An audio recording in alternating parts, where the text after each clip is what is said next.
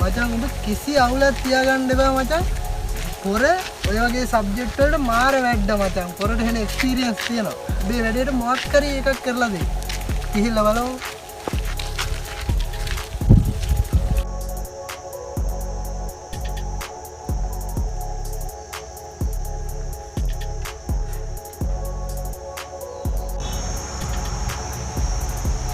මට අර පොර වැඩ මොකක්ද කරන්නේ.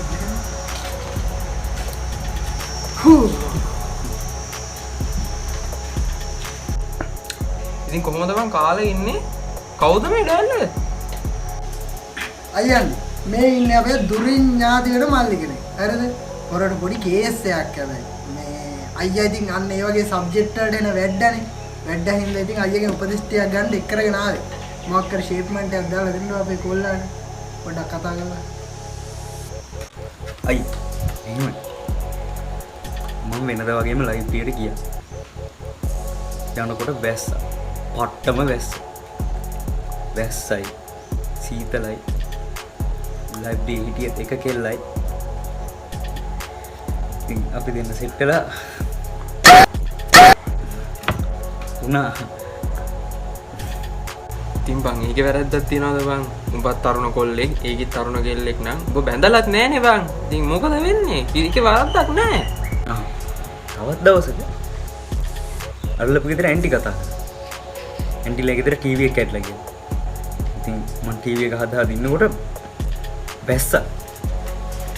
වැස්සයි සීතලයි අල්ලපු ගෙදර ඇන්ටි. ඉතින් ආයෙ පාරක් උනා. ඒකෙත් නෑ ඉතින් එහෙම අවුලක් නෑ. ඉතින් ඒ ගෑනුක නැතිනම් තනියෙන් ඉන්න මචං පාළුවනේ බං. ඒක ඉතින් අර එහෙම ඒක අවුලක් නෑ. කොල්ලෙක් නේ බං. ඉතින් අවුලක් නෑ. ඒකෙත් එහෙම ලොකු සීන් නෑ. තවත් දවසක් මේක තමයි හොඳම සීන් එක. අනු මම බෙහෙත් ටිකක් ගන්න ડોක්ටර් ගාවට ගියා. වැඩේ කියන්නේ ඒත් ඒ විදිහටම වැස්ස කියන්නකෝ. ඔව්.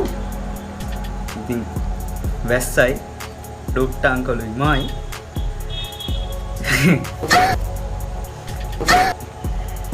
සෙට් වුණා.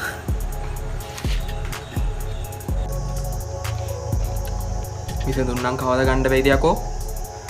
තෝ තරං ඉන්න මේ වගේ ගූගොඩවල් මොනේ බං. අනේ මචං තරහ වෙන්න නැතුව අයින්න කලින් ඵලයවක යන්න.